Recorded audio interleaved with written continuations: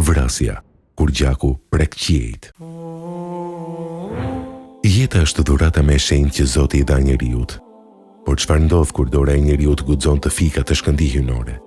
Kur një zemër pushon së rrahuri, jo nga pleqëria apo sëmundja, por nga goditja e pamëshirshme e një tjetri.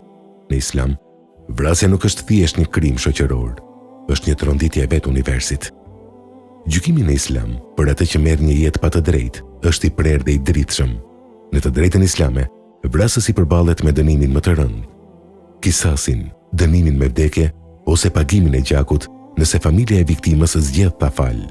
Por nëse ligji i kësaj bote mund t'i shmanget, gjykimi i Zotit mbetet i pashmangshëm. Në Kuranin e Shenjtë, Allahu e përshkruan krimin e vrasjes me një peshë që ngjethet trupi. Ai thotë në surën El-Maide: kushdo që vret një njeri është sikur të ketë vrarë të gjithë njerëzimin, surja Maide 32. E mendoni dot, pesha e të gjithë brezave, e miliarda shpirtrave, rëndon mbi supet e një vrasësi të vetëm. Dhe për atë që vret një besimtar me paramendim, Allahu zbulon dëshkimin më të frikshëm në surën e Nisa.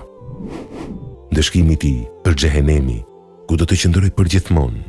Allahu është i zemëruar me të, e ka mallkuar dhe i ka përgatitur një dënim të madh. Surja Nisa 93.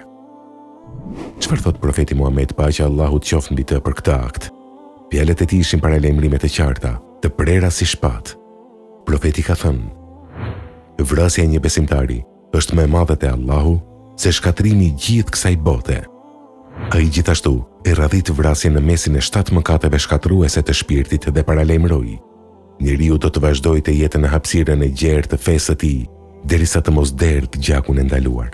Në Islam, dora që ngrihet për të marrë një jetë pa të drejtë nuk merr vetëm frymën e një njeriu, ajo humbet mëshirën e qiellit, sepse jeta i përket vetëm atij që e krijoi.